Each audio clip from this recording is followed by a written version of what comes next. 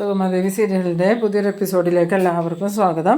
അങ്ങനെ നമ്മളുടെ അരുന്ധതിയുടെയും CPയുടെയും നിർബന്ധത്തിന് വഴങ്ങി ഋഷിയാണെങ്കിൽ ദുബായിക്ക് പോകാമെന്ന് സമ്മതിക്കുന്നുണ്ട്. ആ സമയത്ത് CP പറയുന്നുണ്ട്, എന്നാൽ വേഗം തന്നെ നീ പോയി റെഡി ആയിട്ട് വാ, ഇപ്പം തന്നെ നമുക്ക് പോയേക്കാം, ഇനി അത് വെച്ച് താമസിപ്പിക്കണ്ടെന്ന്. പിന്നീട് കാണിക്കുന്നത് നമ്മളുടെ നന്ദനെയും ദേവികേനെയാണ്. നന്ദൻ ദേവികയോട് പറയുന്നുണ്ട്, ദേവി നീ വന്നപ്പോൾ തന്നെ എൻ്റെ അസുഖം പകുതി മാറി, എനിക്ക് ഇത്രയും നേരം ഒന്നും വേണ്ടായിരുന്നു, വിശപ്പൊന്നും ഇല്ലായിരുന്നു, പക്ഷേ ദേവി ഭക്ഷണം തരാൻ തുടങ്ങിയപ്പോൾ എനിക്ക് എത്ര കഴിച്ചിട്ടും മതിയാവണില്ല ദേവിന്ന്. ആ സമയത്ത് ദേവിക പറയുന്നുണ്ട്, നന്ദു സംസാരിക്കാതെ ഭക്ഷണം കഴിക്കുക, എന്തായാലും നന്ദുവിൻ്റെ അസുഖം മാറട്ടെ എന്ന് പറയുമ്പോൾ എനിക്ക് അതൊന്നും അല്ല ദേവി പ്രശ്നം, ഞാൻ ദേവിയോട് ഒരുപാട് ദ്രോഹം ചെയ്തു, പക്ഷേ ഞാൻ ഒരു കാര്യം ഉറപ്പിച്ച് പറയാം, ഒരിക്കലും ദേവി അല്ലാതെ വേറൊരാളും എൻ്റെ മനസ്സിലുണ്ടായിട്ടില്ല, ദേവിയെ ഞാൻ കണ്ടപ്പോൾ തൊട്ട് ദേവി എൻ്റെ മനസ്സിലുള്ളൂ, അതിനൊരു മാറ്റമില്ല എന്ന് പറയുമ്പം ദേവിക പറയുന്നുണ്ട്, കഴിഞ്ഞതിനെക്കുറിച്ചൊന്നും ഇനി സംസാരിക്കേണ്ട നന്ദു, എന്തായാലും കഴിഞ്ഞത് കഴിഞ്ഞില്ലേ എന്ന് ചോദിക്കുമ്പം അല്ല ദേവിക്ക് എന്നോട് ദേഷ്യമുണ്ടെന്ന് എനിക്കറിയാം. ആ സമയത്ത് ദേവിക പറയുന്നുണ്ട്, എനിക്ക് എന്തിനാണ് നന്ദു ദേഷ്യം, ഇപ്പം ഞാൻ നന്ദുവിൻ്റെ കൂടെ നിൽക്കുന്നത് നന്ദു ഒരു ആപത്തിൽ പെട്ടേക്കാം, ആ ആപത്തിൽ നിന്നും എങ്ങനെയെങ്കിലും രക്ഷിക്കാൻ വേണ്ടിയിട്ടാണ് ഞാനിപ്പോൾ ഓടി വന്നത് തന്നെ നന്ദുവിന് അസുഖമെന്ന് അറിഞ്ഞതുകൊണ്ട് മരുന്ന് തരാൻ വേണ്ടിയിട്ടാണ്, അല്ലാതെ കഴിഞ്ഞു പോയതിനെക്കുറിച്ച് സംസാരിക്കാനോ ഇനി നമ്മൾ രണ്ടുപേരും ഒരുമിച്ചൊരു ജീവിതം തുടങ്ങുന്നതിനെക്കുറിച്ച് സംസാരിക്കാനൊന്നും അല്ല. അതുകൊണ്ട് നന്ദു കഞ്ഞി കുടിക്കുന്നു. അങ്ങനെ നന്ദനാണി കഞ്ഞി കുടിച്ചുകൊണ്ടിരിക്കുന്നുണ്ട്. പിന്നീട് കാണിക്കുന്നത് നമ്മളുടെ പ്രഭാവതിനെയും ഭാർഗവീനെയും അതുപോലെ ഗൗരീനെയാണ്.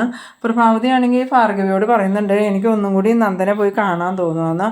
അന്നേരം ഗൗരി പറയുന്നുണ്ട്, അങ്ങനെയാണെങ്കിൽ പ്രഭാൻ്റിക്ക് നന്ദനോട് സംസാരിക്കാമല്ലോ, ദേവികയുടെയോ ഗിരീഷേട്ടൻ്റെ ഫോണിൽ വിളിച്ചാൽ പോരെ, അവർ നന്ദന് ഫോൺ കൊടുക്കൂലേ എന്ന് ചോദിക്കുമ്പോൾ പ്രഭാവതി പറയുന്നുണ്ട്, എനിക്ക് ഫോണിൽ സംസാരിക്കുകയൊന്നും വേണ്ട, എനിക്ക് നന്ദനെ നേരിട്ട് കണ്ടാൽ മതി, എനിക്ക് അവനെ കണ്ടാലേ സമാധാനമാവുള്ളൂ എന്ന്. അന്നേരം ഭാർഗവി പറയുന്നുണ്ട്, എന്തായാലും നന്ദൻ തിരികെ വരട്ടെ, നന്ദൻ തിരികെ വന്നതിന് ശേഷം നമ്മൾ ഒരുപാട് നേർച്ചകളൊക്കെ ചെയ്യാമെന്ന് ഏറ്റിട്ടില്ലേ, അതെല്ലാം ചെയ്യണം, നന്ദനെയും കൊണ്ട് പോയി വേണം ആ നേർച്ചകളൊക്കെ നടത്താൻ. അന്നേരം പ്രഭാവതി പറയുന്നുണ്ട്, എന്തായാലും നന്ദന ആപത്തൊന്നും കൂടാതെ ഇരിക്കണമെന്ന് കേട്ടപ്പോൾ തന്നെ എനിക്ക് പകുതി സമാധാനമായിരുന്നു. പിന്നീട് കാണിക്കുന്നത് നമ്മളുടെ ദേവികയുടെ അടുത്ത് നന്ദൻ പറയാണ്, ദേവി ഞാൻ ആത്മാർത്ഥമായിട്ടും ദേവിയോട് മാപ്പ് പറയാം, ഞാൻ പല തെറ്റുകളും ദേവിയോട് ചെയ്തിട്ടുണ്ട്, ഞാൻ അങ്ങനെ ചെയ്യാനുണ്ടായ സാഹചര്യമൊക്കെ ദേവിക്ക് അറിയാലോ, അങ്ങനെ പറ്റിപ്പോയി, ഇസബല്ലയെ ഞാനുമായിട്ട് വേറൊരു ബന്ധമില്ല എന്ന്. അന്നേരം ദേവിക പറയുന്നുണ്ട്, ഇസബല്ലയുടെ കാര്യമൊന്നും ഇപ്പോൾ സംസാരിക്കണ്ടെന്ന് പറയുമ്പോൾ ഇല്ല ദേവി എനിക്ക് സംസാരിക്കണം, ദേവി എനിക്ക് മാപ്പ് തരണം, അന്ന് അങ്ങനത്തെ ഒരു സാഹചര്യത്തിൽ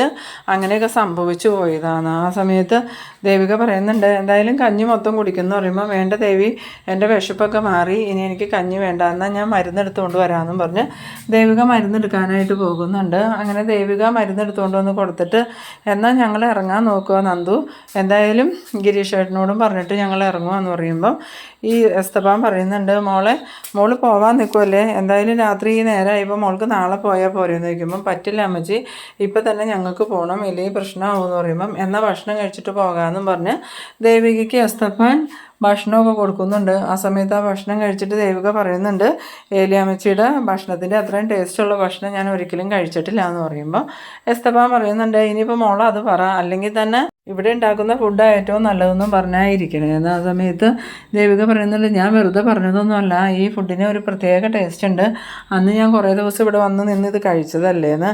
പിന്നീട് കാണിക്കുന്നത് നമ്മളുടെ ഇസബല്ലേനെയും കെവിനെയാണ്.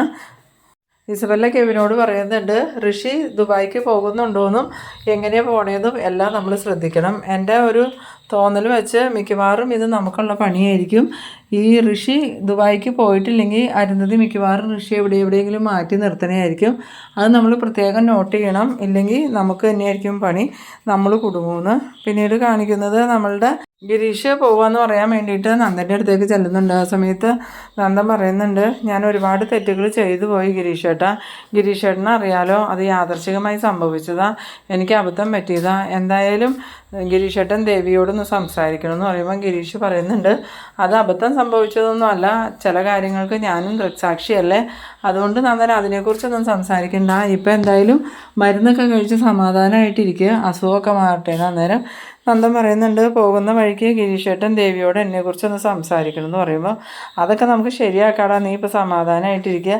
ആ സമയത്ത് നന്ദൻ പറയുന്നുണ്ട്, എനിക്കിപ്പോൾ കുറച്ച് സമാധാനം തോന്നുന്നുണ്ട് ഗിരീഷേട്ടാ, അതും ഈ വീട്ടിൽ വന്ന് താമസിച്ചതുകൊണ്ട്, ഞാൻ പണ്ട് ഒരുപാട് പ്രശ്നത്തിൽ പെട്ടിട്ടുണ്ട്, ഒരിക്കൽ ദേവി എന്നിൽ നിന്ന് അകന്ന് ദേവിയെ കാണാതായി, അന്നേരം ഞാൻ ഒറ്റയ്ക്ക് ദേവിയെ ഇങ്ങനെ അന്വേഷിച്ച് അലഞ്ഞു തിരിഞ്ഞ് നടക്കുമായിരുന്നു, അതൊരു ഡിസംബർ മാസത്തിലായിരുന്നു. അന്ന് ക്രിസ്തുമസും ആയിരുന്നു. അങ്ങനെ ഞാൻ ദേവിയെ അന്വേഷിച്ച് അലഞ്ഞ് തിരിഞ്ഞ് നടക്കുമ്പോഴാണ് ദേവിയെ ഈ വീട്ടിൽ വെച്ച് ഞാൻ കണ്ടേന്ന്. അങ്ങനെ ഈ നന്ദനാണെങ്കിൽ പഴയ കാര്യങ്ങളൊക്കെ ഇങ്ങനെ ഗിരീഷിനോട് പറഞ്ഞുകൊണ്ടിരിക്കുന്നുണ്ട്. എന്നിട്ട് ഗിരീശൻ പറയുന്നുണ്ട്, ഇനി നീ പഴയത് നോർത്ത് വിഷമിക്കണ്ട, എന്തായാലും സമാധാനമായിട്ട് ഇരിക്കുന്നു പറയുമ്പോൾ വീണ്ടും നന്ദൻ പറയുന്നുണ്ട്, ഗിരീഷേട്ടൻ പോകുന്ന വഴിക്ക് ദേവിയോട് എൻ്റെ കാര്യം ഒന്ന് സംസാരിക്കണം കേട്ടോ എന്ന്. അങ്ങനെ പറഞ്ഞുകൊണ്ടിരുന്ന സമയത്ത് ദേവിക അങ്ങോട്ട് വരുന്നുണ്ട്. ദേവികയെ കണ്ടതും ഗിരീഷ് എന്നാൽ പോയാലോ എന്നും ചോദിച്ച് എഴുന്നേൽക്കുമ്പോൾ നന്ദൻ ദേവിയോട് എനിക്കൊരു കാര്യം പറയാനുണ്ടെന്ന് പറയണു. അങ്ങനെ നന്ദൻ വീണ്ടും ദേവികയോട് പറയുന്നുണ്ട്, ദേവി എന്നോട് ക്ഷമിക്കണം, എനിക്ക് അറിയാതെ ഒരുപാട് തെറ്റുകൾ പറ്റിപ്പോയി. ദേവി എൻ്റെ എല്ലാ തെറ്റുകളും ക്ഷമിച്ച് കൂടെ നിന്നതാ. അവസാനം ദേവിക്ക് ഒട്ടും സഹിക്കാൻ പറ്റാണ്ടായപ്പോഴല്ലേ ദേവി എന്നെ ഉപേക്ഷിച്ച് പോയത്. എന്തായാലും ദേവി എൻ്റെ ഒപ്പം തന്നെ വേണം എൻ്റെ ജീവിതത്തിലേക്ക് തിരിച്ചു വരണമെന്നൊക്കെ പറയുമ്പോൾ ദേവിക പറയുന്നുണ്ട്, അതിനെക്കുറിച്ചൊക്കെ നമുക്ക് പിന്നീട് സംസാരിക്കാം. എന്തായാലും നേരമൊക്കെ ഒരുപാടായി, നന്ദു മരുന്നൊക്കെ കഴിക്കണം, ഞങ്ങൾ പോട്ടെ എന്നും പറഞ്ഞ് ദേവികയും ഗിരീഷും പുറത്തേക്ക് ഇറങ്ങുന്നുണ്ട്. അങ്ങനെ ആദ്യം തന്നെ ഗിരീഷ് പുറത്തേക്ക് ഇറങ്ങിപ്പോയിട്ട് നമ്മളുടെ എസ്തപ്പാൻ്റെ കയ്യിലേക്ക് ഗിരീഷ് കുറച്ച് രൂപ എടുത്ത് കൊടുക്കുന്നുണ്ട്. ആ സമയത്ത് എസ്തപ്പാൻ ചോദിക്കുന്നുണ്ട്, മാഷ് എന്താ മാഷേ കാണിക്കണേ, മാഷ് ഇങ്ങനത്തവനാണെന്നൊന്നും ഞാൻ അറിഞ്ഞില്ലല്ലോ എന്നും പറഞ്ഞ് ദേഷ്യപ്പറഞ്ഞ് കേട്ടുകൊണ്ടാണ് നമ്മളുടെ ദേവിക അങ്ങോട്ട് ചെല്ലണം. ദേവിക ചെന്നതും എന്താ എസ്തപ്പാൻ ചേട്ടാന്ന് ചോദിക്കുമ്പം മാഷ് പൈസ തരാൻ നോക്കണു, മാഷിന് ഞങ്ങളെ അറിയില്ല എന്ന് പറയുമ്പോൾ ദേവിക പറയുന്നുണ്ട്, എന്താ ഗിരീഷേട്ടനെ കാണിക്കണം, ഗിരീഷേട്ടന് ഇവിടെ അറിയില്ലാത്തത് കൊണ്ടാണ്, എന്തായാലും ഇവർ പൈസയ്ക്ക് വേണ്ടിയിട്ടല്ല ഇതൊന്നും ചെയ്യണേന്ന് പറയുമ്പോൾ എസ്തപ്പാൻ പറയുന്നുണ്ട്, സ്നേഹത്തിന് പകരം സ്നേഹം മാത്രം മതി, അല്ലാതെ ഞങ്ങൾക്ക് പണമൊന്നും വേണ്ടാന്ന്. ആ സമയത്ത് ഗിരീഷ് പറയുന്നുണ്ട്, അതല്ല ഞാൻ നിങ്ങൾക്ക് പൈസയ്ക്ക് ബുദ്ധിമുട്ടുണ്ടെങ്കിലോ എന്ന് കരുതിയാൽ തരാൻ തുടങ്ങിയെന്ന് പറയുമ്പോൾ എസ്തപ്പാൻ ചോദിക്കുന്നുണ്ട്, ദേവിക മോൾ ഇത് അറിഞ്ഞിട്ടാണോ എന്ന് ചോദിക്കുമ്പം ഇല്ല എസ്തപ്പാൻ ചേട്ടാ, ഞാൻ അറിഞ്ഞിരുന്നില്ല. അന്നേരം എസ്തപ്പാൻ പറയുന്നുണ്ട്, അതെനിക്ക് മനസ്സിലായി, ദേവിക മോൾ അറിഞ്ഞെങ്കിൽ ഇങ്ങനെയൊന്നും സംഭവിക്കില്ലല്ലോ എന്ന്. ഇതേ സമയം നമ്മളുടെ ആ ഒരു പിശക്കാരനെ പോലെയുള്ള ഒരാൾ ആ മതിലിൻ്റെ അവിടെ നിന്ന് ഇവർ വരുന്നതും പോകുന്നതൊക്കെ ശ്രദ്ധിക്കുന്നുണ്ട്. ഈ കാര്യം എസ്തപ്പാനോ ദേവികയോ ആരും ശ്രദ്ധിക്കണമില്ല. അയാളിങ്ങനെ ഇവർ പോണത് നോക്കി അവിടെ നിന്നിട്ട് വേഗം തന്നെ ഇവരുടെ വണ്ടി സ്റ്റാർട്ടായതും അവിടെ നിന്ന് അങ്ങ് മാറി നിൽക്കുന്നുണ്ട്. വണ്ടി അവിടെ നിന്ന് ഓടിച്ചു പോയി കഴിഞ്ഞതും അയാൾ വേഗം തന്നെ മതിലിൻ്റെ അവിടെ വന്നിട്ട് ഈ എസ്തപ്പാൻ്റെ വീട്ടിലേക്ക് നോക്കിക്കൊണ്ട് നിൽക്കുന്നുണ്ട്. പക്ഷേ നമ്മളുടെ എസ്തപ്പാനൊന്നും ആ ഒരു കാഴ്ച കാണുന്നുമില്ല. പിന്നീട് കാണിക്കുന്നത് നമ്മളുടെ അരുന്ധതിനെ ഋഷിനെയൊക്കെയാണ്. ഋഷിയാണെങ്കിൽ ഡ്രസ്സൊക്കെ പാക്ക് ചെയ്ത് ഇറങ്ങി വരുമ്പം അരുന്ധതിക്കാണെങ്കിൽ ഋഷി പോണത് ഓർത്തിട്ട് ഭയങ്കര സങ്കടമാവുന്നുണ്ട്.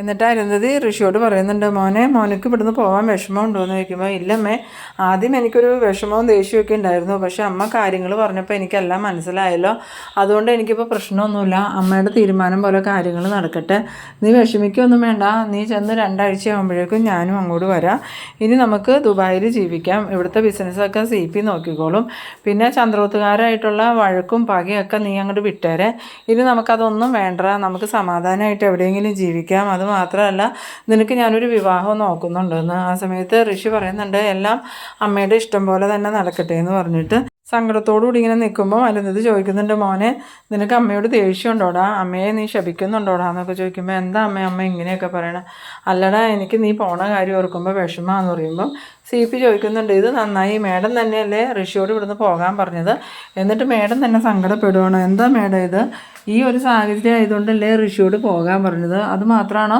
കുറച്ച് ദിവസം കഴിഞ്ഞാൽ മേഡം അങ്ങോട്ട് ചെല്ലൂല്ലേ, പിന്നെ എന്തിനാ മേഡം ഇങ്ങനെ സങ്കടപ്പെടുന്നതെന്നും ചോദിച്ച് ഈ CP വഴക്ക് പറയുന്നുണ്ട്.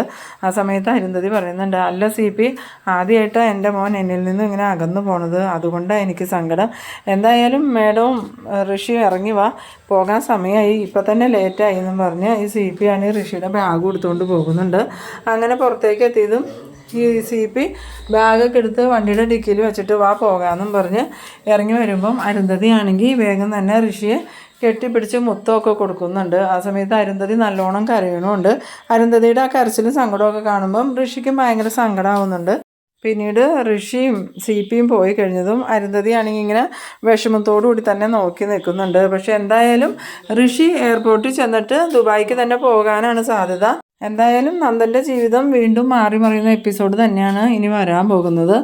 ആരും ശ്രദ്ധിക്കാതിരിക്കുന്ന ആ ഒരു ഭിക്ഷക്കാരൻ തന്നെ ആരെയൊക്കെയോ കൂട്ടിക്കൊണ്ട് വന്ന് നമ്മളുടെ എസ്തപ്പാനെ തല്ലി ചതച്ചിട്ടിട്ട് നന്ദനെ തട്ടിക്കൊണ്ടു പോകുന്ന എപ്പിസോഡാണ് ഇനി വരാൻ പോകുന്നത്.